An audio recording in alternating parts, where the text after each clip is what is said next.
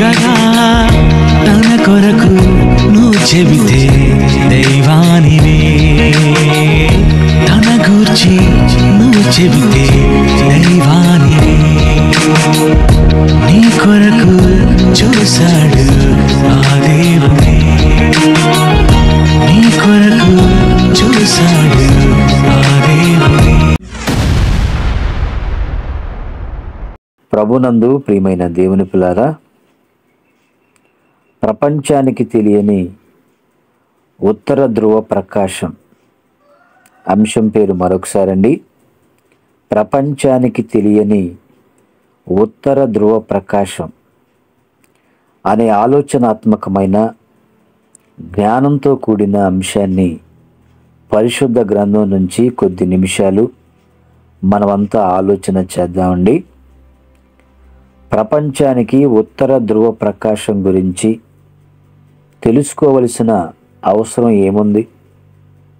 ప్రపంచంలో ఉన్న మనుషులందరూ బైబిల్ చదువుతూ వాక్యాన్ని విని మారు మనసు పొంది పాప క్షమాపణ నిమిత్తం బాప్తిస్మం తీసుకొని వారి బ్రతుకు కాలమంతా భక్తిగా బ్రతికితే పరలోకానికి వెళ్ళే అవకాశం ఉంది కదా. ఉత్తర ధ్రువ ప్రకాశం గురించి తెలుసుకోవాల్సిన అవసరం ఏమైనా ఉందా అనే ఆలోచన వింటున్న మీలో ఈ ఒక్కరికైనా కలగవచ్చండి. బైబిల్ గ్రంథంలో దేవుడు రాయించిన ప్రతి మాట వెనక ఎంతో పరమార్థం ఉంది. విశ్వాసులుగా బ్రతుకుతున్న వారికి పరలోకం వెళ్ళడానికి భక్తి సరిపోతుందండి. కానీ బోధించే బోధకులు తెలుసుకొనకపోతే వాక్యాన్ని అపార్థం చేసుకొని తప్పుగా బోధించే అవకాశం ఉంది. నేటి క్రైస్తవ సమాజంలో ఇప్పటికే బైబిల్ని అపార్థం చేసుకొని అసత్యాలను ప్రకటిస్తూ అమాయక ప్రజలను తప్పుత్రోవ పట్టిస్తూనే ఉన్నారండి. అందుకే బైబిల్ జ్ఞానం మనందరికీ చాలా అవసరం. ఏమి లేక ప్రజలు నశించిపోతున్నారో బైబిల్లో దేవుడు ఒక అద్భుతమైన మాటను మనందరి కొరకు రాయించాడు. ఓషియా గ్రంథము 4వ అధ్యాయము 6వ వచనాన్ని చూద్దామండి. ఓషియా గ్రంథము 4వ అధ్యాయము 6వ వచనం. నా జనులు జ్ఞానము లేని వారై నశించుచున్నారు, నీవు జ్ఞానమును విసర్జించుచున్నావు గనుక నాకు యాజకుడవు కాకుండా నేను నిన్ను విసర్జించును. నీవు నీ దేవుని ధర్మశాస్త్రము మరచితివి గనుక నేనను నీ కుమారులను మరతును అంటున్నాడండి. నా జనులు డబ్బు లేక, బంగారము లేక, ఆస్తిపాస్తులు లేక, ఆరోగ్యం లేక నశించిపోతున్నారని దేవుడు రాయించలేదండి. నా జనులు అనగా భూమి మీద బ్రతుకుతున్న నా పిల్లలైన మీరు జ్ఞానము లేనివారే అంటే ఈ లోక సంబంధమైన జ్ఞానం మన అందరిలో ఉందండి. ఈ జ్ఞానం మన జానడు పొట్టను పోషించుకోవడానికి, మన కుటుంబాన్ని బ్రతికించుకోవడానికి ఈ లోక సంబంధమైన జ్ఞానం ప్రతి ఒక్కరిలో ఎంతో కొంత ఉంది. అయితే ఆత్మను పరలోకానికి నడిపించడానికండి తప్పకుండా దేవుని జ్ఞానం అందరికీ అవసరం అండి. కాబట్టి దేవుని మాటల్లో ఉన్న పరమార్థం, నా జనులు బంగారం, డబ్బు, ఆస్తి ఏమండి వీటి కోసం కాదు ఆలోచించవలసింది, ఇవి లేక కాదు నశించిపోయేది, దేవుని జ్ఞానము లేక నశించిపోతున్నారని దేవుని మాటల్లో మనకు అర్థం అవుతుందండి. నా జ్ఞానం యాజకుడిగా అంటే ఈ రోజుల్లో సేవ చేస్తున్నటువంటి సేవకునిగా నీకు లేకపోతే నేను నిన్ను విసర్జించును అంటున్నాడండి. కానీ చాలామంది దేవుని జ్ఞానం లేకుండానే వాళ్ళకున్నటువంటి జ్ఞానంతో ఈ లోక సంబంధమైన విషయాలను జోడిస్తూ వాక్యాన్ని ప్రకటించేవారిగా అనేక మంది మనకు సమాజంలో కనిపిస్తూ ఉన్నారు. యాజకుడిగా అంటే సేవకునిగా నీకు తప్పకుండా దేవుని జ్ఞానం అనేది ఉండాలండి. మరి దేవుని ధర్మశాస్త్రం అంటేనండి, ఆ ధర్మశాస్త్రంలో దేవుని వాక్యాలు, ఆయన మాటలు, ఆజ్ఞలు, కట్టడలు, విధులు, వీటన్నిటినీ మరచితివి గనుక నేనును నీ కుమారులను మరుతును అంటున్నాడండి దేవుడు. కాబట్టి క్రైస్తవులుగా విశ్వాసులకు జ్ఞానం ఉండాలి. బోధించే బోధకులండి మరీ ఎక్కువ జ్ఞానాన్ని కలిగి అనేక మందికి సువార్తను ప్రకటించేవారిగా ఉండాలి. పరలోకానికి వెళ్ళాలంటే దేవుని యందు భయం, భక్తితో పాటు జ్ఞానం కూడా ఉండాలండి. దేవుని మాటలే మనకి జ్ఞానాన్ని తెలియచేస్తాయని అర్థమవుతుంది. ప్రపంచానికి తెలియని ఉత్తర ధ్రువ ప్రకాశం గురించి కొన్ని విషయాలను ఆలోచన చేద్దామండి. మానవ నివాస యోగ్యమైన దేవుడు నిర్మించినటువంటి ఈ భూమికి 2 ధ్రువాలు ఉన్నాయండి. మొదటిది ఉత్తర ధ్రువం, రెండవది దక్షిణ ధ్రువం. ఉత్తర ధ్రువం, దక్షిణ ధ్రువం ఈ రెండు ఒకదానికొకటి వ్యతిరేకంగా ఉన్నప్పటికీ వాటి మధ్య ఆకర్షణ ఉంటుంది. భూమికి ఈ ధ్రువాల వలన ఆకర్షణ కలుగుతుందండి. అందుకే శూన్యంలో భూమి 23.5 డిగ్రీల కోణంతో వంగి ప్రయాణించగలుగుతుందండి. భూమి శూన్యంలో 23.5 డిగ్రీల కోణంతో వంగి తన పని తాను చేసుకుంటూ ఉంటుంది. దేవుడు భూమికి పెట్టిన ఈ ఆకర్షణ వలన భూమి 1 గంటకు 1,11,600 కిలోమీటర్ల వేగంతో పరిగెడుతున్నా నేలపైన ఉన్నటువంటి చెట్లు, జంతువులు, సముద్రాలు, అనేక రకాల ఇండ్లు, ఇంకా చూస్తే భూమి మీద మరి మనుషులు ప్రయాణం చేస్తున్నటువంటి వాహనాలు, ఇవన్నీ కూడా చెల్లాచెదురు కాకుండా నిలకడగా ఉండగలుగుతూ ఉన్నాయి. భూమి మీద బ్రతుకుతున్న మనం, భూమి తిరుగుతుంది కదా, వాహనం మీద వెళుతున్న మనం మరి భూమితో పాటు వాహనంతో పాటు మనం కూడా తిరుగుతుంటే ఆ ప్లేస్ నుంచి మనం ముందుకు వెళ్ళే అవకాశం ఉందంటారా? లేదు కదండి. అంటే దేవుడు ఎంత చక్కగా తన పిల్లల కొరకు ఆలోచించి భూమి అనేటువంటి గ్రహాన్ని మనందరి కొరకు ఏర్పాటు చేసి అందులో మీరంతా కూడా జీవించాలని చెప్పేసి దేవుడు ఆ భూమిని 1 గంటకు 1,11,600 కిలోమీటర్ల వేగంతో తిప్పుతుంటేనండి ఏమైనా శబ్దం అనేది వస్తుందా చెప్పండి? శబ్దం అనేది రావటం లేదు.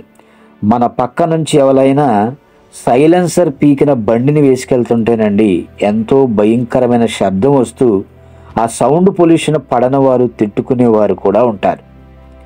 ఇంకా మరికొంతమంది చూస్తేనండి బుల్లెట్ బండ్లు వేసుకొని వెళ్తారు. అది కూడా చాలా పెద్ద పెద్ద శబ్దాలు చేస్తూ ఉంటుంది.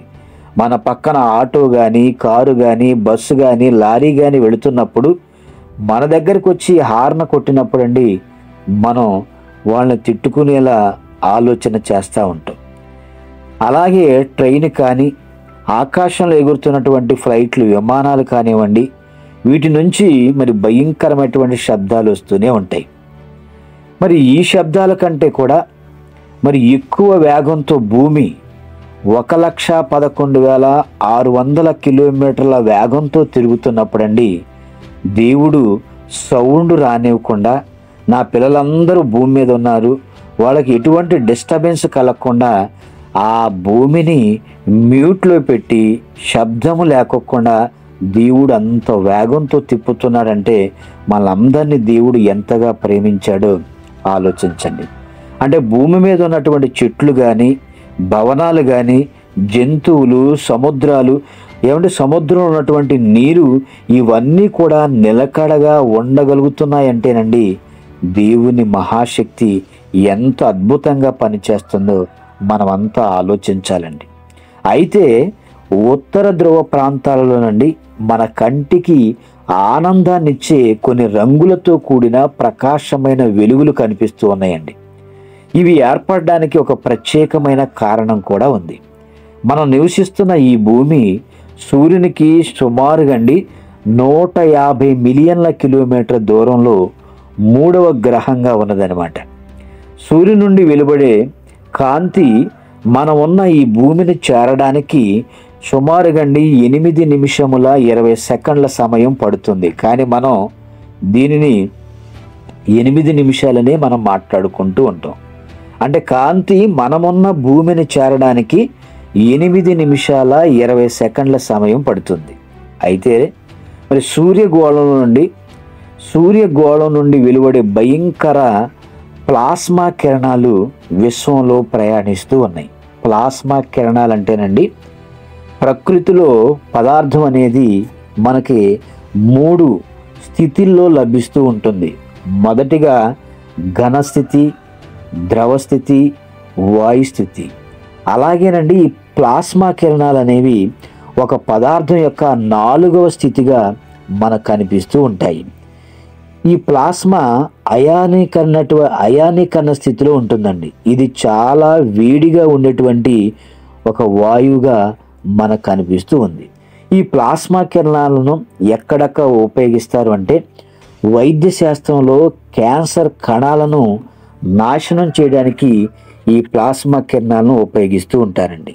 అలాగే పరిశ్రమల్లో లోహాలను కత్తిరించడానికి కూడా ఈ ప్లాస్మా కిరణాలను ఉపయోగిస్తూ ఉంటారు. పరిశోధనలో కూడా వీటిని ఉపయోగిస్తూ ఉంటారు. మరి సౌర కుటుంబంలో అవి భూమిని తాకడానికి ప్లాస్మా కిరణాలు భూమిని తాకటానికి సుమారు 8 నిమిషాల నుండి 40 గంటల కాలం అనేది పడుతుందంటండి.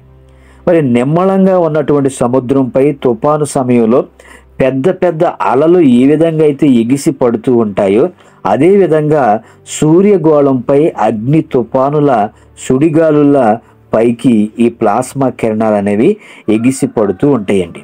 అవి భూమి వైపుగా కూడా మరి వచ్చేటువంటి అవకాశం ఉంది అని కూడా శాస్త్రవేత్తలు తెలియజేస్తున్నారు. అవి భూమి వైపు కూడా విరజిమ్మినప్పటికీ నేరుగా భూమిని తాకితే భూమి నాశనం అవుతుందని కూడా తెలియజేస్తూ ఉన్నారు శాస్త్రవేత్తలు. కనుక దేవుడు భూమికి రక్షణ వలయంగా ఆకర్షణను ధ్రువాల దగ్గర పెట్టాడు. ఈ ప్లాస్మా కిరణాలు సౌర కుటుంబంలో ప్రయాణించుకుంటూ భూమి పరిధికి చేరుకునే లోపు దానికున్న ఉత్తర దక్షిణ ధ్రువాల దగ్గర నుండే అయస్కాంత తరంగాలు వాటిని భూమిని ఢీకొట్టకుండా అడ్డుకుంటూ ఉన్నట్లుగా దేవుడు చక్కగా ఏర్పాటు చేశాడండి. మరి అలా అడ్డుకున్న సమయంలో భయంకరమైన ప్లాస్మా కిరణాలు ఉత్తర ధ్రువ ఆకర్షణకు లోనయ్యి రంగురంగులలో భూమిపైన కాంతులుగా మనకు కనిపిస్తూ ఉంటాయండి. ఈ కాంతులనే మనం మరి సైన్సు భాషలో అరోరా బొరియాలిస్ అని మనం మాట్లాడటం జరుగుతుంది. ఈ అరోరా బొరియాలిస్ అంటే ఏంటి అంటేనండి, వీటిని తెలుగులో ఉత్తర దీపాలు అని పిలుస్తారు. ఉత్తర ధ్రువానికి సమీపంగా ఉన్న ప్రాంతాల్లోనండి మనకు తెలుసుగండి, మనకి ఉత్తరం, దక్షిణం, తూర్పు, పడమర ఉంది. అందులో ఉత్తరం గురించి మనం మాట్లాడుతూ ఉన్నామండి. ఉత్తర ధ్రువానికి సమీపంగా ఉన్న ప్రాంతాల్లో కొన్ని దేశాలు, కెనడా కానీ, అలస్కా కానీ, ఐస్లాండు, గ్రీన్లాండు, నార్వే, ఫిన్లాండు ఇలాంటి దేశాల్లోనండి రాత్రిపూట సమయంలో 10 గంటల నుండి తెల్లవారుజామున 2 గంటల మధ్యలో మరి ఈ ఉత్తర దీపాలు కనిపించేటువంటి అవకాశం చాలా ఎక్కువగా ఉంటుందండి. కాబట్టి దేవుడు ఎందుకు ఈ ప్రపంచానికి తెలియాలని ఉత్తర ధ్రువ ప్రకాశం గురించి మాట్లాడుతున్నారంటే, దేవుడు రాయించిన ప్రతి మాటలో కూడా ఎంతో పరమార్థం దాగి ఉంటుంది. ఆ జ్ఞానాన్ని మనం తెలుసుకునేలా ఆలోచించాలండి.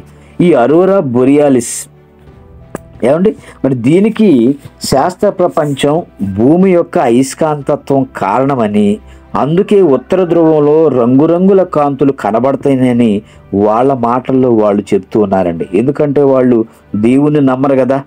వీళ్ళు ప్రయోగాలు చేయడానికి ప్రకృతిలో ఉన్న అన్ని వస్తువులు వీళ్ళకి అవసరం అండి.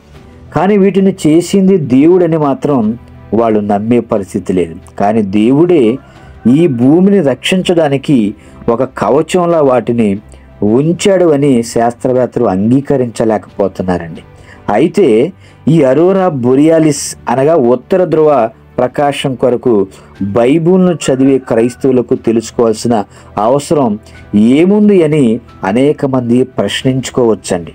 కానీ ప్రతి విషయాన్ని కూడా మనం తెలుసుకోవాలి. బోధకులుగా ఉన్న మనం తెలియని వారికి ఎన్నో విలువైన సంగతులు తెలియచేసేవారుగా ఈనాడు సేవకులు, విశ్వాసులు అందరూ కూడా పరిశుద్ధ గ్రంథాన్ని మరి చదవవలసిన వారిగా ఉన్నారండి. మరి ప్రకృతిలో సంభవించే ప్రతి చర్య వెనుక ఏదో అర్థం అనేది తప్పకుండా ఉంటుందని దేవుడు పరిశుద్ధ గ్రంథంలో ఎన్నో విలువైన సంగతులు మనందరి కొరకు రాయించాడు. అందులో భాగంగా రోమాపత్రిక 1వ అధ్యాయము 20వ వచనం చూద్దామండి. రోమాపత్రిక 1వ అధ్యాయము 20వ వచనం. ఆయన అదృశ్య లక్షణములు అనగా ఆయన నిత్యశక్తియు దేవత్వమును జగదుత్పత్తి మొదలుకొని సృష్టింపబడిన వస్తువులను ఆలోచించుట వలన తేటపడుచున్నది. ఏమంటే ఆయన అదృశ్య లక్షణములు, ఆయన అనగా దేవుడు అదృశ్యుడు కాబట్టి ఆయన లక్షణాలన్నిటినీ కూడా ప్రకృతిలో మనమంతా ఆయన్ని తెలుసుకోవాలనే ఉద్దేశంతో ఎన్నో లక్షణాలను ప్రకృతిలో దేవుడు పెట్టాడండి. దేవుడు లేడు, ఉంటే చూపించండి అని మూర్ఖంగా మాట్లాడేటువంటి బుద్ధిహీనులకు ప్రకృతిలో ఉన్నటువంటి నా లక్షణాలను అన్నిటినీ కూడా చూపిస్తూ నేను ఎంత గొప్పవాడును అని తెలియచేయమని మనందరికీ కూడా తెలియచేశాడండి. కానీ ఎంతమంది దేవుని గురించి తెలియచేసేవారుగా ఉన్నారు చెప్పండి? ఆయన అదృశ్య లక్షణములు అని చెప్పేసి ఆ అదృశ్య లక్షణాలు ఏంటో ఆయన మాట్లాడుతున్నాడండి. నిత్యశక్తియు దేవత్వమును జగదుత్పత్తి మొదలుకొని, అంటే ఈ ప్రపంచం, ఈ లోకం పుట్టినది మొదలుకొని ఏవైతే నేను ప్రకృతిలో సృష్టించానో వస్తువులను వాటన్నిటిని కూడా ఆలోచిస్తే నేను మీకు అర్థమవుతానని ఒక్క ప్రశ్నలో దేవుడు చక్కగా మనకి సమాధానాన్ని చెప్తున్న వాడిగా మనకు కనిపిస్తూ ఉన్నాడండి. అంటే ఈ ప్రపంచంలో సృష్టించబడిన సూర్యుడు, భూమి, వీటిని ఆలోచిస్తేనండి దేవుని యొక్క నిత్యశక్తి, ఆయన దైవత్వం మనకి చాలా చక్కగా మరి కనిపిస్తుంది అని పౌలు గారు మాట్లాడుతూ ఉన్నారండి. ఏమంటే సూర్యుడు కొన్ని బిలియన్ కోట్ల సంవత్సరాల నుంచి మండుతూనే ఉన్నాడండి. మండుతూ మన అందరికీ కూడా ఏమంటే ప్రపంచవ్యాప్తంగా ఉన్న అందరికీ, దేవుని పిల్లలందరికీ వెలుగునిస్తూనే ఉన్నాడు. కానీ ఆ వెలుగులో ఇప్పుడు వరకు అండి ఆ వెలుగు తగ్గిపోతున్నట్లుగా కూడా మనం ఎక్కడా ఎప్పుడు కూడా వినలేదు, చూడలేదండి. మరి సూర్యుడి నుంచి భూమికి 15 కోట్ల కిలోమీటర్లలో ప్రయాణించి వచ్చినటువంటి ప్లాస్మా కిరణాలండి ఉత్తర ధ్రువం దగ్గర అనేక రంగులను విరజిమ్మే కాంతులుగా మారిపోతూ ఉన్నాయట. అంటే దీనికి వెనుక దేవుని నిత్యశక్తి ఉంది అని మనకు అర్థమవుతుందండి. మరి ఆయన దైవత్వం మనం అర్థం చేసుకోవాలి. చూడండి, ప్రకృతిలోనండి ఏవైనా విత్తనాలను మనం నాటినప్పుడు ఏ విత్తనాన్ని అయితే మనం నాటుతున్నామో ఆ విత్తనం నుంచి ఆ చెట్టే మనకు రావటం జరుగుతుంది. ఆ ఫలాలని, ఆ కూరగాయలని మనం మరి తింటూ అనుభవిస్తూ ఉన్నటువంటి వారిగా కూడా మనం చూస్తున్నాం అండి. అంటే దేవుడు ఈ ప్రకృతిలో చూడండి ఎన్నో ఆయన లక్షణాలను, అదేవిధంగా దైవత్వాన్ని కూడా మనందరం తెలుసుకునేలాగా ఆయన మనందరినీ చూసి నమ్మండి, నేను మీ కంటికి ఎలాగో కనిపించను, నన్ను మీరు ప్రకృతిలో ఉన్నటువంటి మరి ఆకాశ సంబంధమైన వస్తువులు కానీ, భూ సంబంధమైన వస్తువులు కానీ, వీటిని అన్నిటినీ మీరు ఆలోచించి నన్ను తెలుసుకోమని ఎంత చక్కగా దేవుడు విలువైన మాటలు మనకు గ్రంథంలో రాయించాడో చూడండి. ఏమండి, అందుకే అరోరా బొరియాలిస్ అనేది ఏ విధంగా ఏర్పడుతుందో, దీని గురించి బైబిల్ మరి ఏ విధంగా మాట్లాడుతుందో మనం కొన్ని విషయాలను ఆలోచన చేద్దామండి. మరి ఉత్తర ధ్రువ ప్రకాశానికి మరి కారణం ఏంటి, మరి దేవుడు దాని గురించి ఎక్కడైనా బైబిల్లో రాయించాడా అని మనం ఆలోచిస్తే యోబు గ్రంథము 37వ అధ్యాయము 22వ వచనాన్ని చూద్దామండి. యోబు గ్రంథము 37వ అధ్యాయము 2వ వచనాన్ని 22వ వచనం చూద్దామండి. ఉత్తర దిక్కున సువర్ణ ప్రకాశము పుట్టును, దేవుడు భీకరమైన మహిమను ధరించుకొని ఉన్నాడు. ఏమంటే ఉత్తర దిక్కున సువర్ణ ప్రకాశము, సువర్ణం అంటే బంగారం కదండి, బంగారం అనేది మెరుస్తూ ఉంటుంది. కానీ దేవుని మాటల్లో ఉన్న పరమార్థాన్ని మనం జాగ్రత్తగా ఆలోచిస్తే, ఉత్తర దిక్కున సువర్ణ ప్రకాశము పుట్టును, దేవుడు భీకరమైన మహిమను ధరించుకొని ఉన్నాడు. ఏమంటే తూర్పు దిక్కున ప్రకాశించే సూర్యుని వెలుగు కోసం దేవుడు ఇక్కడ మాట్లాడటం లేదండి. ఉత్తర దిక్కున సువర్ణ ప్రకాశం కనబడుతుంది అన్నాడంటే దానికి కారణం అందులో దాగి ఉన్నది దేవుని భీకరమైన మహిమ అండి. ఏమండి మహిమ అంటే వెలుగు అని. ఏమండి మహిమ, దేవుడు సూర్యుడి నుంచి వచ్చే ప్రమాదకరమైనటువంటి కిరణాలు భూమిని నాశనం చేయకోకుండా తన భీకరమైన మహిమతో భూమిని ఏం చేస్తున్నాడంటే కాపాడుతూ ఉన్నాడండి. ఏమండి భూమిని మనందరి కొరకు దేవుడు కాపాడుతున్నాడు. పాత నిబంధన కాలంలో ఒక సందర్భాన్ని మనం ఆలోచిస్తే, ఇజ్రాయేలు ప్రజలండి సుమారుగా 40 సంవత్సరాలు అరణ్యంలో ప్రయాణిస్తున్నప్పుడు దేవుడు అగ్నిస్తంభాన్ని ఉంచి వారి కాపుదలను మరి చూపించిన వాడిగా మనం చదువుకుంటూ ఉంటాం. ఎందుకంటే 40 సంవత్సరాలండి అగ్ని స్తంభాన్ని మరి వాళ్ళకి కాపుదలగా దేవుడు ఇచ్చినట్లుగా మనం చూస్తున్నాండి. అంటే తన శక్తులను అగ్ని స్తంభముగా తన పిల్లలను కాపాడుటకు ఉంచినటువంటి తండ్రి మరి భూమి మీద ఉన్నటువంటి సమస్త మానవాళిని రక్షించడానికి ఆయన చూపించే రక్షణకు చిహ్నమే ఈ ఉత్తర ధ్రువంలో ఉన్నటువంటి ప్రకాశవంతమైనటువంటి కాంతులండి. మరి అవి దేవుని మహిమను మనుషులకు అర్థం చేయించేటువంటి కొన్ని సాధనాలుగా మనకు అనిపిస్తూ ఉన్నాయి. ఉత్తర దిక్కున కనబడే ఈ కాంతులే దేవుడండి కునుకకుండా నిద్రపోకుండా మనల్ని కాపాడుతూ ఉన్నాయని చెప్పడానికి నిదర్శనంగా ఈ ఉత్తర దిక్కునటువంటి కాంతులు మనకు కనిపిస్తూ ఉన్నాయి. దేవుడు తాను చేసే ప్రతి పనికి ఒక గుర్తును ప్రకృతిలో ఉంచాడండి. ఎందుకంటే నా పిల్లలు నన్ను గుడ్డిగా ఎవరూ నమ్మొద్దు, నేను చేసినటువంటి ఏవైనా సరే ప్రకృతిలో సృష్టింపబడిన ప్రతి వస్తువుని మీరు ఆలోచించండి, ఆలోచిస్తే నా గొప్పతనం ఏంటో తెలుస్తుంది అన్నట్లుగా ప్రకృతిలో దేవుడు సింబాలిక్గా ఎన్నో గుర్తులను కూడా దేవుడు ఏర్పాటు చేయటం జరిగిందండి. ఏమండి మరి నోవాహు గారి కాలాన్ని మనం ఆలోచిస్తే జలప్రళయం ద్వారా అండి యావత్తు భూమిని నాశనం చెయ్యను అని ఒక నిబంధనను దేవుడు భూమికి చేశాడండి. ఏమండి అప్పుడు ఆ జలప్రళయంలో అనేక మంది దేవుని పిల్లలందరినీ కూడా అండి మరి ఆ భయంకరమైనటువంటి ఆ వర్షానికి మరి వాళ్ళందరినీ కూడా చంపివేసినప్పుడు ఆ నోవాహు గారు మాత్రమే, వారి కుటుంబం మాత్రమే ఆ ఓడలో రక్షించబడటం, అనేక జీవరాశులు రక్షించబడటం కూడా మనం చూస్తూ ఉన్నాం.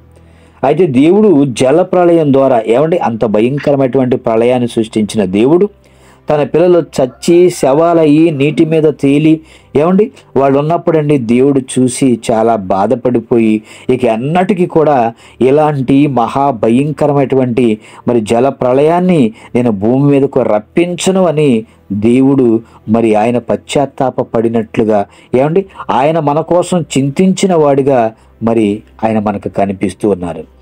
ఏమండి మరి యావత్తు భూమిని నాశనం చెయ్యను అని ఒక నిబంధనను దేవుడు భూమికి చేశాడండి. ఆ నిబంధనకు గురితే వర్షపు ధనస్సు. ఏమండి మనం అంతా కూడా ఆకాశంలో ఇంద్రధనుసు అని మాట్లాడుతూ ఉంటామండి. ఇంద్రధనుసు కాదండి, దేవుడు రాయించింది ధనస్సు అని. ఏమండి ఆ సందర్భాన్ని ఆలోచిస్తే ఆదికాండము 9వ అధ్యాయము 11 నుంచి 14 వచనాల వరకు చూద్దామండి. ఆదికాండము 9వ అధ్యాయము 11 నుంచి 14 వచనాల వరకు, నేను మీతో నా నిబంధనను స్థిరపరచుదును, సమస్త శరీరులు ప్రవాహ జలముల వలన ఇకను లయపరచబడరు, భూమిని నాశనము చేయుటకు ఇకను జల ప్రవాహము కలగదని పలికెను. మరియు దేవుడు నాకును మీకును మీతో కూడానున్న సమస్త జీవరాశులకును మధ్య నేను తరతరములకు ఏర్పరచుచున్న నా నిబంధనకు గుర్తు ఇదే అంటున్నాడండి. ఎంత గొప్పవాడు చూడండి దేవుడు. మేఘములో నా ధనుసు ఉంచి తిని అది నాకును భూమికిని మధ్య నిబంధనకు గుర్తుగా ఉండును, భూమిపైకి నేను మేఘమును రప్పించున్నప్పుడు ఆ ధనుసు మేఘములో కనబడును. ఏమంటే ఒకవేళ దేవుడు మర్చిపోయి ఆకాశపు తూములు విప్పాడనుకోండి, నేటి ప్రపంచ పరిస్థితి ఏంటి చెప్పండి? మనం కూడా ఆ భయంకరమైనటువంటి నోవాహు గారి కాలంలో ఉన్న జల ప్రవాహం వలె మనం కూడా చనిపోయే అవకాశం ఉందండి. అంటే దేవుడు ఎంత చక్కగా మనందరి కోసం ఆలోచించండి, ఒక గుర్తును ఉంచాడు. చూడండి, భూమిపైకి నేను మేఘమును రప్పించినప్పుడు, ఒకవేళ మబ్బులు కమ్మినప్పుడు ఆ ధనుసు మేఘములో కనబడును. అప్పుడు అది కనబడితే నాకు మీకిచ్చినటువంటి నిబంధన నాకు జ్ఞాపకం ఉంటుంది. అప్పుడు భయంకరమైనటువంటి వర్షాన్ని నేను కురిపించను అని దేవుడు మరి ఒక నిబంధన చేసినట్లుగా మనం చూస్తూ ఉన్నామండి. ఏమంటే దేవుడు భూమిని నీటితో నాశనం చేయకుండా ఒక నిబంధన చేశాడు. ధనస్సును మేఘములో రప్పించినప్పుడు దేవుడు ఆ నిబంధనను జ్ఞాపకం చేసుకుంటానని మాట్లాడుతూ ఉన్నాడండి. ధనుసును మేఘంలో ఉంచడానికి కారణం ఏంటి అని మనం ఆలోచిస్తేనండి, మేఘము తెల్లటి పొగ కాదండి, అవి నీటి కణాలు దాచబడి ఉంటాయి. ఇప్పుడు మనకి వర్షం మేఘాల నుంచి కురుస్తూ ఉందండి, కానీ ఆ కాలంలో నుండి ఆకాశపు తూములు విప్పబడను అంటే ఎంత భయంకరమైనటువంటి, ఏమంటే తూము అంటే మనం జనరల్గా ఆలోచిస్తే ఆ తూము నుంచి వచ్చేటువంటి నీటి ప్రవాహపు దార చాలా పెద్దగా ఉంటుందండి. కానీ మేఘాల నుంచి పడేటువంటి ఆ వర్షపు చినుకుల దారండి సన్నగా మనకు కనిపిస్తూ ఉంటుంది. ఏమంటే ఆ చినుకులు పడుతూ ఉన్నప్పుడు అవి ఏవైనా మరి మన ఇండ్లపైన పడినప్పుడు ఆ ప్రవాహం అనేది సన్నటి దారగా మనకు కనిపిస్తుంది. ఏమండి ఇలా మనం ఆలోచిస్తేనండి, నీటి కణాలు మేఘాల్లో దాచబడి ఉన్నాయి. ఆ మేఘాల్లో ధనుసు వస్తుంది అని దేవుడు చెప్తున్నాడు. ఆ ధనుసు విబ్జిఆర్ అని మనం పాఠ్య పుస్తకాల్లో చదువుకుంటామండి. విబ్జిఆర్ అంటే అందులో 7 రంగులు కలిసి ఉంటాయండి. Violet, IndiGo, blue, green, yellow, orange, red. ఇన్ని రంగులు ఆకాశంలో ఎలా ఏర్పడుతున్నాయి చెప్పండి? సైన్స్ ఏమని చెప్పిందంటే, మరి ఇలా ఏర్పడుతుంటే కాంతి పరిక్షేపణం ఉంది, సంపూర్ణాంతర పరావర్తనంగా మరి సైన్స్ మాట్లాడుతూ ఉందండి. అయితే మరి ఈ 7 రంగులు కూడా ఆకాశంలో ఎలా ఏర్పడుతున్నాయి అంటే సూర్యుడి నుంచి వచ్చేటువంటి తెల్లని కాంతి అని మనకు అర్థం అవుతుందండి. అండ్ సూర్యుని కాంతి ఎలా ఉంటుంది చెప్పండి? తెల్లని కాంతి అంటే మనం వేసుకునే తెల్లని వస్త్రాల టైపుకి ఉన్నటువంటి కాంతి కాదండి. తెల్లని కాంతి అంటే సూర్యుని కాంతి తెల్లగా ఉంటుందని మనం అర్థం చేసుకోవాలి. అయితే ఈ కాంతి అండి ఏదైనా పట్టకం, ప్రిజం అంటారు ఇంగ్లీష్లో దాన్ని, పట్టకం లేకపోతే అద్దం గుండా బయటికి వచ్చినప్పుడు అండి 7 రంగులుగా కనబడుతుంది. దాన్ని కాంతి విక్షేపణం అంటారండి. సైన్స్ భాషలో కాంతి విక్షేపణం అంటే కాంతి 7 రంగులుగా విడిపోవడాన్నే కాంతి విక్షేపణం అని మనం మాట్లాడవచ్చు. మరి ఈ విషయాన్ని ప్రపంచానికి తొలిసారిగా చెప్పినటువంటి శాస్త్రవేత్త ఎవరంటే ఐజక్ న్యూటన్ అండి. క్రీస్తు శకం 1643లో పుట్టినటువంటి ఈ సర్ ఐజక్ న్యూటన్ తెల్లని కాంతండి మరి 7 రంగులుగా మరి సృష్టించబడుతుంది అని ఆయన చెప్పటం మనం చూస్తూ ఉన్నాం. అంటే దేవుడు 7 రంగులను మనకు ఇష్టమని మన సంతోషం కొరకండి రెయిన్బో దేవుడు ఏర్పాటు చేశాడండి. మరి ప్రకృతిలో కంటికి కనిపించే ప్రతి రంగుల వెనక కారణం కాంతి అని మనకు అర్థమవుతుంది. మరి వెలుగు లేకపోతే అసలు రంగు అనేది మనకు కనిపించదండి. మనం వేసుకున్న రంగులు చూడండి, కొంతమంది గ్రీను, రెడ్, ఎల్లో ఇవన్నీ మనకు కనపడుతున్నాయి అంటేనండి మనకి ఆ రంగు మాత్రమే కనిపిస్తుందంటే మిగతా కలర్స్ అన్నీ కూడా ఆబ్సెంట్ అవుతూ ఆ రంగును మాత్రమే మరి ప్రకృతిలో డిస్ప్లే చేయబడుతుంది కాబట్టి ఆ రంగు మాత్రమే మనకు కనిపిస్తూ ఉందండి. అంటే మిగతా రంగులు ఉన్నాయి ఆ రంగులో, కానీ ఆ రంగు ఎక్కువ కనిపిస్తుందంటే ఆ మిగతా రంగులంతా కూడా కనిపించకుండా మనకి గ్రీన్ కానీ, రెడ్ కానీ, పింక్ కానీ, ఎల్లో కానీ ఇవి మనకు కనిపిస్తూ ఉంటాయండి. అంటే వెలుగు లేకపోతే రంగు లేదని మనకు అర్థమవుతుంది. మేఘములో ఉన్న నీటి బిందువు ద్వారండి సూర్యకాంతి ప్రవేశించినప్పుడు అది రంగులతో కూడిన మరి ధనస్సుగా, ఇంద్రధనుసుగా మనకు కనపడుతుంది. అది ఇంద్రధనుసు కాదు, యెహోవా ధనుసు అని మనం గుర్తుపెట్టుకోవాలండి. మరి న్యూటన్ అనేటువంటి శాస్త్రవేత్త కంటే ముందు వర్షపు ధనుస్సు కోసం బైబిల్ ఏమని చెప్పిందో మరొక మాట చూద్దాం. చూడండి, ఏమంటే వర్షపు ధనుసుకు మూలం దేవుని నిబంధన అని బైబిల్ చెప్పిందండి. మరి ఉత్తర దిక్కున కాంతులు ఎందుకు కనపడుతున్నాయి? మన ప్రశ్న అదే కదండి. ఉత్తర దిక్కున కాంతులు ఎందుకు కనపడుతున్నాయని మనం ఆలోచిస్తే హబక్కూకు గ్రంథము 3వ అధ్యాయము 3-4 వచనాలు చూద్దామండి. హబక్కూకు గ్రంథము 3వ అధ్యాయము 3-4 వచనాలు. ఆయన మహిమ ఆకాశ మండలం అంతటను కనబడుచున్నది. ఏమండి, ఇవన్నీ కూడా బైబిల్లో రాయబడిన దేవుని మాటలేనండి. ఆయన మహిమ ఆకాశ మండలం అంతటను కనబడుచున్నది. భూమి ఆయన ప్రభావముతో నిండి ఉన్నది. సూర్యకాంతితో సమానమైన ప్రకాశము కనబడుతున్నది. ఆయన హస్తముల నుండి కిరణములు బయలు వెళుచున్నవి. అచ్చట ఆయన బలము దాగి ఉన్నది. ఏమండి, ఈరోజు శాస్త్రవేత్తలకు ఈ భూమికి మరి చివరి ఎండింగ్ పాయింట్ సరిహద్దులు ఎక్కడున్నాయి చెప్పమంటేనండి చేతులు ఎత్తేసారండి. ఎందుకంటే వారికి తెలియదు కదా, వాళ్ళు భూమికి మరి అంతం ఎండింగ్ పాయింట్ ఎక్కడో వాళ్ళు చెప్పలేరండి. మరి ఆకాశ మండలానికి ఎండింగ్ పాయింట్ ఎక్కడో వాళ్ళకు కూడా తెలియదండి. అంటే దేవుడే సృష్టించాడు కాబట్టి ఆయనకు మాత్రమే తెలుసు. ఆయన మహిమ ఆకాశ మండలం అంతటను కనబడుచున్నది అంటున్నాడు. దేవుని వెలుగులో దాగి ఉన్నది ఆయన యొక్క బలం అండి. ప్రపంచాన్ని తన బాహుబలంతో నడిపిస్తున్నటువంటి మహాశక్తి అయినటువంటి దేవుని బలం వెలుగు అని మనకు అర్థమవుతుందండి. మరి ఆయన మహిమకు చిహ్నంగా ఆకాశంలో కనబడుతున్నటువంటి మరి ఈ ఉత్తర ధ్రువ ప్రకాశాలు, మరి ప్రకృతిలో కనిపించే ప్రతి వెలుగుల యొక్క రహస్యమే దేవుడు అని మనకు అర్థమవుతుందండి.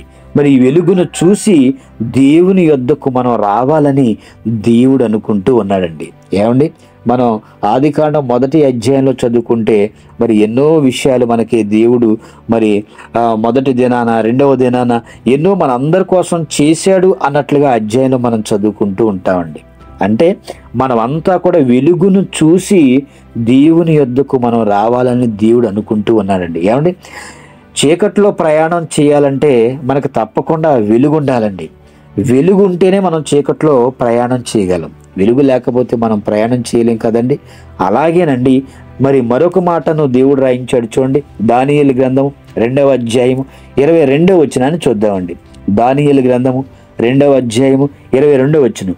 వెలుగు యొక్క నివాస స్థలము ఆయన యొద్ద ఉన్నది. ఎంత అద్భుతమైన మాట చూడండి. ఏమండి, వెలుగు యొక్క నివాస స్థలము ఆయన యొద్ద ఉంది. ఆయన దగ్గర కేర్ ఆఫ్ అడ్రస్గా మనకి వెలుగు అక్కడ ఉందండి. అక్కడి నుంచే మనం అంతా కూడా వెలుగును అనుభవిస్తూ ఉన్నామండి. ఏమండి, వెలుగు అంటే సూర్యుడు మాత్రమే కాదండి, నక్షత్రాలు మాత్రమే కాదు, మన ఇంట్లో వెలుగుతున్నటువంటి అనేక ట్యూబ్ లైట్లు, బల్బులు కాదండి. ఏమండి, మరి ఈ బల్బు వెలగాలంటే కూడా దాన్ని వెలిగించే శక్తి మరి విద్యుత్ శక్తిగా కూడా మనకు కనిపిస్తుంది. ఆ విద్యుత్ శక్తిని మరి మాకు చూపించండి అంటే అది మన కంటికి కనబడేటువంటి శక్తి కాదండి, అది అదృశ్యమైనటువంటి శక్తిగా మనకుంది. అలాగే దేవుడు కూడా అండి అదృశ్యుడైనటువంటి మరి దేవుడే ఈరోజు మన కళ్ళకు కనబడేటువంటి సూర్యుడిని, చంద్రుడిని, నక్షత్రాల కండి అంటే ప్రకాశించేటువంటి శక్తిని ప్రసాదించడం జరిగిందండి. అంటే చంద్రుడు సూర్యుని మీద ఆధారపడి మరి ఆయన వెలుగుతూ ఉంటాడు, కానీ స్వయంగా ప్రకాశించేటువంటి శక్తి చంద్రుడికి లేదండి. మరి వెలుగుకు మూలం ఎవరంటే దేవుడు అని మనకు అర్థమవుతుంది. మరి ప్రపంచ నాసా శాస్త్రవేత్తల కంటే తెలియని నిజమైనటువంటి అనేకమైనటువంటి విషయాలను బైబిల్ చెప్పింది. వారికి వెలుగంటే వాళ్ళు ఏమనుకుంటున్నారంటే నక్షత్రాలని వాళ్ళు అనుకుంటున్నారండి, సూర్యుడని వాళ్ళు అనుకుంటున్నారు. కానీ వెలుగు అంటే నక్షత్రాలని మాత్రమే కాదండి. ఈ నక్షత్రాలు దాటుకుని వెళ్ళిపోతే అక్కడ అసలైన వెలుగు ఉంది. ఏమండి, ఈనాడు మన అందరం చూస్తున్నటువంటి ఆకాశంలో నక్షత్రాలు కనిపిస్తూ ఉన్నాయి. అక్కడ వరకే మనం ఎండింగ్ పాయింట్ అనుకుంటున్నామండి. కానీ ఆ నక్షత్ర మండలాలను కూడా ఆండ్రోమేడా నక్షత్ర మండలం అని, హైడ్రో సెంటారస్ నక్షత్ర మండలం అని, ఇలాంటి నక్షత్ర మండలాలు కొన్ని కోటాను కోట్ల నక్షత్ర మండలాలను మనం దాటుకుంటూ వెళ్తేనండి ఆ నక్షత్రాల ఆవల ఉత్తర దిక్కులు మరి ప్రకాశవంతమైనటువంటి వెలుగులు ఉన్నట్లుగా దేవుడు మనకు తెలియచేస్తూ ఉన్నాడండి. ఈ నక్షత్ర మండలాలన్నిటిని కూడా దాటుకొని వెళితే అసలైన వెలుగు అక్కడ ఉంది అని మనకు అర్థమవుతుంది. మరి ఇంతకు ఉత్తర ధ్రువం దగ్గర ఎందుకు వెలుగులు విరజమ్ముతున్నాయి? దక్షిణ ధ్రువం దగ్గర విరజమ్మొచ్చు కదా, తూర్పునో లేకపోతే పడమరో విరజమ్మొచ్చు కదా, ఎందుకు ఉత్తర ధ్రువం దగ్గరే వెలుగులు అంటేనండి మరి ఈనాడు అక్కడే ఎందుకు అని మనం ఆలోచిస్తే శాస్త్రవేత్తలు ఏమని మాట్లాడుతున్నారంటే, మరి అయస్కాంత క్షేత్రం ఉన్నందున ఈ ఉత్తర ధ్రువంలోని ఈ లైట్స్ అనేవి మరి వెలుగుతూ ఉన్నట్లుగా శాస్త్రవేత్తలు అనేవి వాళ్ళు చెప్తూ ఉన్నారండి. ఏమండి శాస్త్రవేత్తలు ఏమంటున్నారంటే, మ్యాగ్నెటిక్ ఫీల్డ్ ద్వారా అక్కడ లైట్స్ అనేవి అంటే ఆ ఉత్తర ధ్రువ ప్రకాశవంతమైన రంగులు అనేవి మరి వెలుగుతూ ఉన్నట్లుగా వాళ్ళు చెప్తున్నారండి. కానీ శాస్త్రానికి అంతు చిక్కని ఉత్తర ధ్రువ ప్రకాశానికి సంబంధించిన నిజం ఒకటి ఉంది. అది దేవుడు బైబిల్లో రాయించాడు. ఆ మాట చూద్దాం. చూడండి, యెషయా గ్రంథము 14వ అధ్యాయము 13వ వచనాన్ని చూద్దామండి. యెషయా గ్రంథము 14వ అధ్యాయము 13వ వచనం, నేను ఆకాశమునకెక్కిపోయేదను, దేవుని నక్షత్రములకు పైగా నా సింహాసనమును హెచ్చింతును, ఉత్తర దిక్కునున్న సభా పర్వతము మీద కూర్చుండును. ఏమండి ఇక్కడ ఎవరు మాట్లాడుతున్నారంటే, దయ్యం ఏమని మాట్లాడుకుంటుందంటేనండి, దయ్యం ఉత్తర దిక్కునున్న సభా పర్వతము మీదే ఎందుకు కూర్చోవాలనుకుంటుందో చెప్పండి. ఎన్నో పర్వతాలు ఉండుండొచ్చు కదా, మరి అక్కడే ఎందుకు నేను కూర్చోవాలి అని మాట్లాడుతుందంటే, ఎందుకంటే దేవుడు అక్కడనే ఎన్నో కార్యకలాపాలను ఆ ఉత్తర దిక్కు నుండి ఆయన జరిగిస్తూ వస్తూ ఉన్నారండి. అందుకే ఉత్తర దిక్కుకు అంత ప్రాధాన్యత ఉంది. బైబిల్లో దేవుడు ఒక మాట రాయించాడు అంటే ఆ మాట వెనక ఎంతో భావం ఉంటుందండి.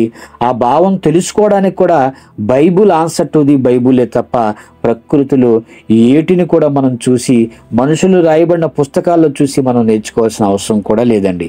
ఎందుకంటే ప్రతి విషయాన్ని కూడా దేవుడు చక్కగా, ప్రతి ప్రశ్నకు సమాధానం నా పిల్లలకి పరిశుద్ధ గ్రంథంలో ఉండాలి అని ప్రతి ప్రశ్నకు కూడా చక్కగా సమాధానాన్ని దేవుడు మనందరి కొరకు రాయించాడండి.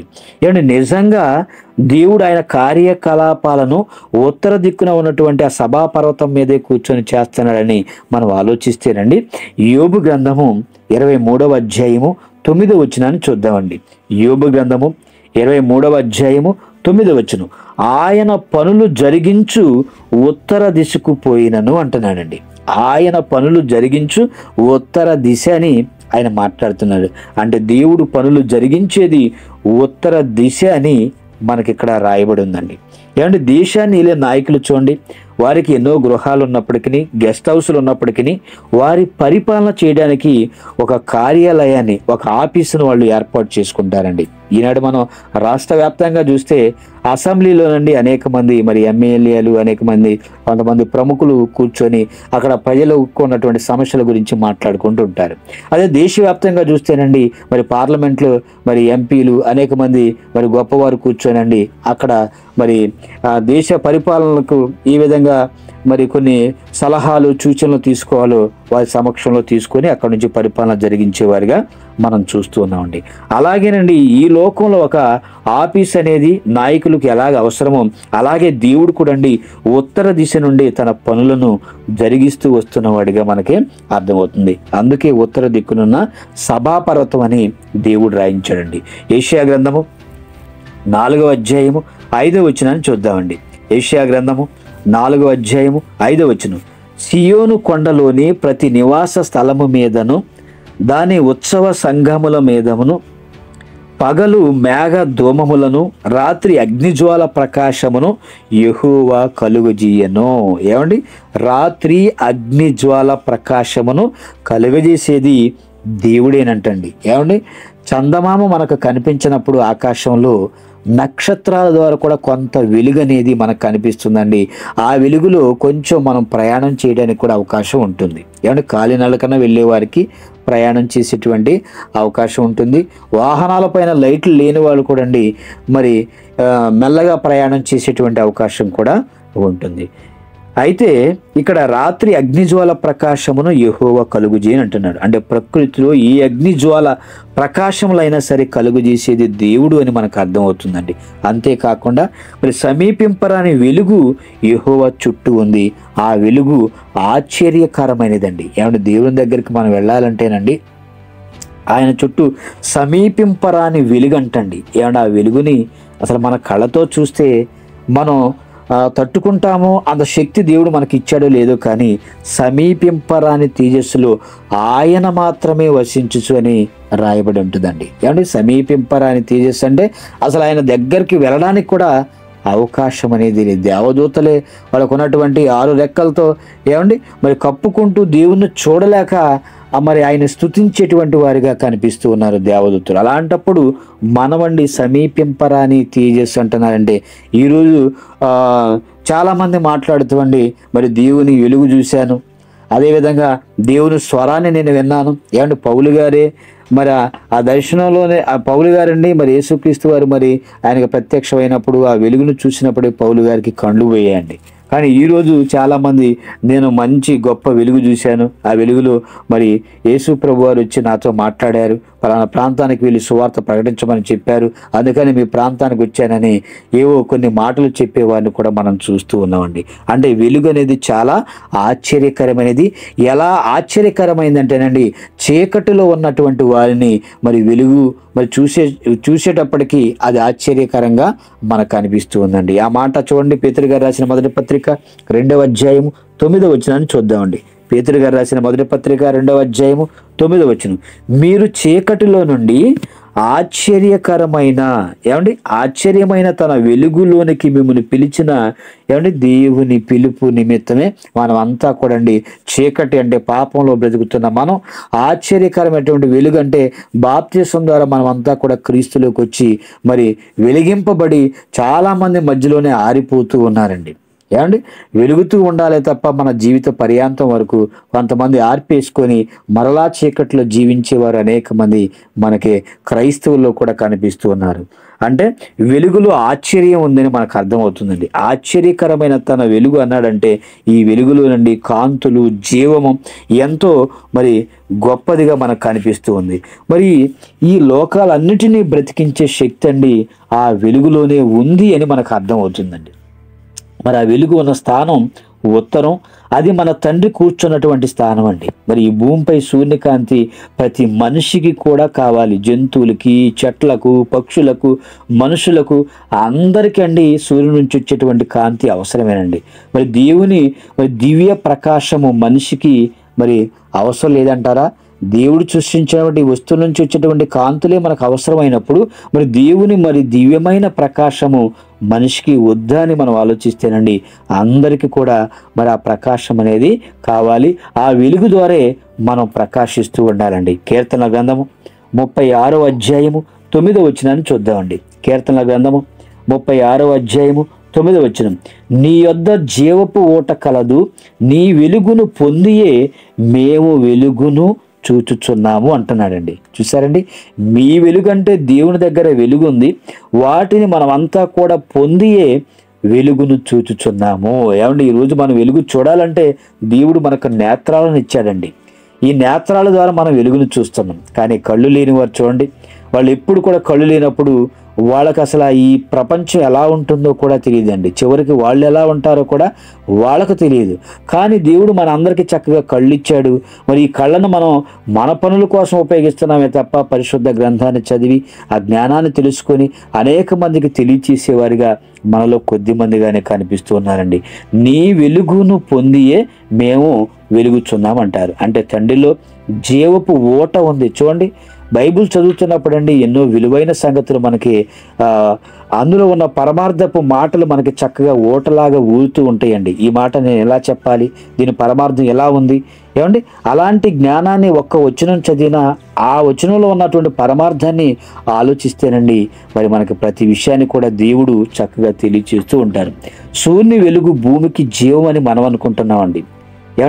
మనిషి మరి సూర్యుడి నుంచి వచ్చే వెలుగు మనకి మరి జీవాన్ని ఇస్తుంది అనుకుంటున్నాడు. కానీ ప్రతి మనిషికి వెలుగు దేవుడే అని మనకు అర్థమవుతుందండి. జీవపు ఓట ఆయన యొద్దనే ఉన్నది గనుక ఆయన వల్లనే మనం అంతా కూడా జీవము కలిగి ఉన్నామండి. మనం అంతా కూడా తండ్రిలో ఉన్నటువంటి కణాలము, తండ్రిలో ఉన్నటువంటి మరి జీవాత్మలమండి. తండ్రి పరమాత్మగా ఉంటే మనలో అందరిలోనికి జీవాత్మను పంపించాడు. మనమంతా కూడా భూమి మీద జీవించగలుగుతున్నామండి. ఈ శరీరం బ్రతకాలంటే ఈ శరీరంలో దేహానికి ప్రాణం రక్తం అండి. మరి ఈ దేహం ఈ అవయవాలన్నీ కలిసి ఈ రక్త ప్రసరణ జరగాలంటే దేవుడిచ్చినటువంటి ఆత్మ ఉంటేనే మనం బ్రతకగలమండి. మరి ఈ ఆత్మ ఈ దేహాన్ని విడిచిపెట్టి వెళ్ళిపోతేనండి ఈ దేహాన్ని తీసుకెళ్లి మట్టిలో పోర్చడానికి తప్పండి ఎందుకు కూడా పనికిరాదండి. అందుకనే నీ వెలుగును పొందియే దేవుని వెలుగును పొంది మనమంతా కూడా ప్రకాశించే వారిగా ఉండాలి. యోహాను సువార్త 1వ అధ్యాయము 3-4 వచనాలు చూద్దామండి. యోహాను సువార్త 1వ అధ్యాయము 3-4 వచనాలు. కలిగి ఉన్నదేదియు ఆయన అనగా యేసుక్రీస్తు వారు లేకుండా కలుగలేదు. ఆయనలో క్రీస్తు వారిలో జీవముండెను, ఆ జీవము మనుషులకు వెలుగై ఉండెను అంటున్నాడండి. ఎంత అద్భుతమైన మాట చూడండి.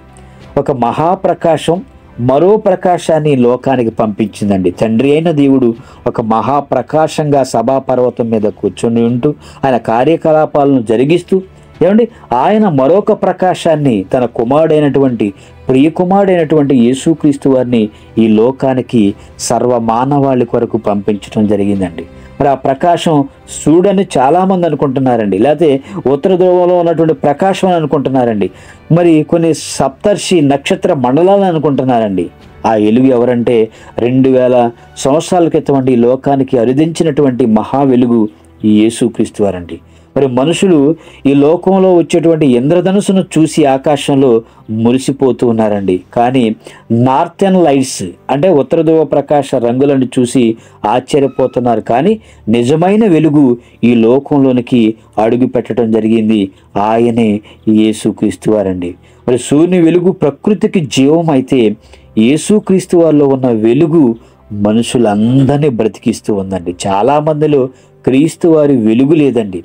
వెలుగు లేక బల్బు పోయే టైం వచ్చినప్పుడు అది మిణుకుమంటూ కొట్టుకుంటుంది చూడండి. అలా మన భక్తి జీవితాలు, క్రైస్తవ భక్తి జీవితాలు కూడా అలాగే ఉన్నాయండి. ఏమండి, మరి యేసుక్రీస్తు వారిలోని వెలుగు మనుషులందరినీ కూడా వెలిగిస్తూ బ్రతికిస్తూ ఉందండి. యోహాను సువార్త 8వ అధ్యాయము 12వ వచనాన్ని చూద్దామండి. యోహాను సువార్త 8వ అధ్యాయము 12వ వచనం. యేసుక్రీస్తు వారు మాట్లాడుతూ నేను లోకమునకును వెలుగు అంటున్నాడండి. ఆయన లోకానికి వెలుగు ఆయనేనంటారు. మరి ఈ విశ్వాన్ని వెలిగించే వెలుగు యేసుక్రీస్తు వారని మనకి ఇక్కడ అర్థమవుతుందండి. ఆయన వెలుగుగా వచ్చి మనలను వెలిగించాడు. లేకపోతే మన పూర్వ జీవితాలను మనం ఆలోచిస్తేనండి చాలా భయంకరంగా ఉంటాయండి. అలాంటి జీవితాల నుంచి మన మనసులను మార్చి మనందరినీ వెలిగించే వెలుగుగా యేసుక్రీస్తు వారి లోకానికి రావడం జరిగింది. మనము కూడా వెలుగుతూ ఉన్నామండి. అలా క్రీస్తు వెలుగు ద్వారా వెలిగింపబడిన వారిలో అనేక మంది క్రైస్తవులండి నేటి సమాజంలో సుమారుగా 400 కోట్ల మందికి పైగా క్రైస్తవులు ఈ ప్రపంచవ్యాప్తంగా ఉన్నారని మనం మాట్లాడుతామంటే వీళ్ళందరూ కూడా వెలిగించబడిన వారండి. మరి ఈ వెలుగు చక్కగా మరి వెలుగుతుందో లేదో వాళ్ళకు మాత్రమే తెలుసండి. ఇంకా మరికొన్ని విషయాలు మనం ఆలోచిస్తేనండి, మరి ప్రపంచాన్ని అంతటికి కూడా దేవుడు వెలుగుగాను, అదేవిధంగా యేసుక్రీస్తు వారు కూడా వెలుగుగాను మనకి ఆయన కనిపిస్తూ ఉన్నారు. మరి యేసుక్రీస్తు వారు మరి నాకు అవసరం లేదు, మరి ఆయన వెలుగు నాకు అవసరం లేదని ఆయన్ని తృణీకరించి ఆయన నమ్మనటువంటి వారు, ఆయనకు దూరంగా వెళ్ళిపోయేవారు, ఆయన దూషించేవారు, ఎన్నో నిందలు మోపేవారిని కూడా ఈ సమాజంలో మనం ఎంతో మందిని చూస్తూ ఉన్నామండి. వెలుగు లేకపోతే చీకటిలో మనిషి బ్రతకలేడండి. వెలుగు అందరికీ కావాలి. అలానే యేసుక్రీస్తు వారు అనేటువంటి వెలుగు లేకుంటే మనము చీకట్లో ఉన్నట్టేనండి. కనుక మనం అందరం ఆ వెలుగు అత్యవసరం. కాబట్టి యేసుక్రీస్తు వారు అనేటువంటి ఆ వెలుగుని మన అందరి జీవితాల్లోకి మనం ఆహ్వానించుకోవాలండి. కారణం ఏంటి అంటే వెలుగుతూనే జీవం ముడిపడి ఉంది. ఈ వెలుగునకండి ఉత్తర దిక్కున సభాస్థానాన్ని ఉన్న దేవుడు ఆ లోకము నుండి ఈ లోకానికి తన ప్రియకుమారుడైన యేసుక్రీస్తు వారిని పంపించి మరి వెలుగుగా పంపితే ఆ వాక్యం ఈరోజు మన చేతిలో వాక్యంగా ఉన్నప్పటికీ ఆ వాక్యంతో ఎందరినో వెలుగులోనికి నడిపించాలని, అలా నడిపిస్తే ఒక మహాలోకానికి మనం వెళ్ళేటువంటి అవకాశం ఉందండి. యేసుక్రీస్తు వారు లోకానికి వెలుగుగా ఉన్నాడు. సమీపింపరాని తేజస్సులో నివసిస్తున్నటువంటి మహాశక్తి అయినటువంటి దేవుడి దగ్గరకు చేరి మనమంతా కూడా నిత్యము జీవించేవారుగా ఉండాలి.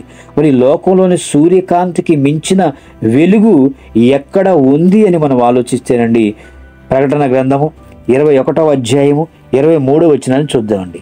ప్రకటన గ్రంథము 21వ అధ్యాయము 23 వచనం. ఆ పట్టణములో ప్రకాశించుటకై సూర్యుడైనను చంద్రుడైనను దానికి అక్కరలేదు, దేవుని మహిమయే దానిలో ప్రకాశించుచున్నది. ఆ పట్టణం అంటేనండి పరలోక పట్టణంలో మరి ప్రకాశించుటకై అక్కడ సూర్యుడు ఉండడు, చంద్రుడు ఉండడండి. కానీ ఎవరి మహిమ ఉంటుందంటే దేవుని మహిమ దానిలో ప్రకాశించుచున్నది. అంటే సూర్యుని కంటే చంద్రుడు, నక్షత్రాలు, ఏమైనా ఇతర గ్రహాలన్నిటికంటే కూడా అండి మరి దేవుని మహిమ, ఎందుకంటే దేవుని మహిమే వీటిని అన్నిటిని వెలిగిస్తుంది. అలాంటప్పుడు దేవుడు ఎంత మహిమ ఉంటాడో పరలోకంలో చూడండి. దేవుని మహిమయే దానిలో ప్రకాశించుచున్నది, గొర్రె పిల్లయే దానికి దీపం అంటున్నాడు. గొర్రె పిల్ల అంటే ఈ ప్రకృతి సంబంధమైనటువంటి జీవరాశులను తీసుకోకూడదండి. గొర్రె పిల్ల అనగా యేసుక్రీస్తు వారు. గొర్రె పిల్లయే దానికి దీపము, జనములు దాని వెలుగునందు సంచరింతురు. ఏమండి, భూరాజులు తమ మహిమను దానిలోకి తీసుకొని వత్తురు. చివరగా ఒక మాట చూసి ముగించుకుందామండి. ప్రకటన గ్రంథము 22వ అధ్యాయము 5వ వచనాన్ని చూద్దామండి. ప్రకటన గ్రంథము 22వ అధ్యాయము 5వ వచనం. రాత్రి ఇకెన్నడూ ఉండదు, దీపకాంతి అయినను సూర్యకాంతి అయినను వారికి అక్కర్లేదు, దేవుడైన ప్రభువే వారి మీద ప్రకాశించును. ఏమండి, దేవుడు వెలుగై ఉన్నాడని మనకు అర్థమవుతుంది. ఆయన వెలుగే పరలోకాన్ని వెలిగిస్తూ ఉంది. ఆయనే మన అందరి మీద ప్రకాశించేవాడిగా ఉన్నాడండి. భూమి మీద కనబడే వెలుగుల వెనక ఇన్ని రహస్యాలు ఉంటేనండి అసలైన వెలుగు మరి దేవుడు అయినటువంటి మహాశక్తి వెనుక ఇంకా ఎన్ని రహస్యాలు ఉంటాయో మనం ఆలోచించాలంటేనండి బైబిల్ మనమంతా కూడా బాగా చదవాలి. బైబిల్ బాగా చదివి మరి బైబిల్ని పాటిస్తూ సమాజంలో గొప్పవారిగా మనం బ్రతకాలండి. మరి అలా వాక్యాన్ని మనం బాగా చదివితేనండి, చదివిన వాక్యాన్ని ఏమండి పరిశుద్ధ గ్రంథాన్ని మనం చేతపట్టి ఈ లోకంలో మనం కూడా వెలుగుతూ అనేక మందిని వెలిగించే వారిగా ఉండాలండి. మరి దేవుని దగ్గర, యేసుక్రీస్తు వారి దగ్గర ఏ విధంగా అయితే బలం వెలుగులో ఉందో అలాగే ఆ వెలుగును మనం సంపాదించుకుంటేనండి ప్రపంచంలో నశించిపోతున్నటువంటి మన సహోదరులందరినీ కూడా అండి మనం వెలిగించేవారిగా ఉంటాం. ఏమండి, ఆ వెలుగును మనం సంపాదించుకుంటేనే ప్రపంచంలో మనం అందరినీ మరి మించినటువంటి బలవంతులుగా కూడా ఉండేటువంటి అవకాశం ఉంది. కాబట్టి ప్రియమైన దేవుని పిల్లారా, అనేక మంది మరి భక్తులు పరిశుద్ధ గ్రంథంలో వెలిగారు. మనం కూడా వెలుగుతున్నామా లేదా, లేకపోతే మనలో ఉన్నటువంటి ఆత్మను ఆర్పివేసుకుంటున్నామో లేదని ప్రతి వారు కూడా చెక్ చేసుకోవాలండి. క్రీస్తు అనే నిజమైన వెలుగులో మనం కూడా ఆయనతో పాటు వెలుగుతూ అనేక మందిని వెలుగులోనికి తీసుకొని వచ్చేవారిగా మనం అంతా ఉండాలి. కాబట్టి ప్రియమైన దేవుని పిల్లారా, ప్రపంచానికి తెలియని ఉత్తర ధ్రువ ప్రకాశం, ఆ ఉత్తర ధ్రువ ప్రకాశం ఉన్నటువంటి వెలుగులు ఎవరు మనకు ప్రకాశింపచేస్తున్నారంటే దేవుడేనండి. కాబట్టి ఆ వెలుగుని మనం చూస్తున్న మనం కూడా మన జీవితాల్లో క్రీస్తుని ఆహ్వానించి వెలుగుతూ అనేక మందిని వెలిగించాలని కోరుకుంటూ ఈ నా మాటలు ముగిస్తున్నాను.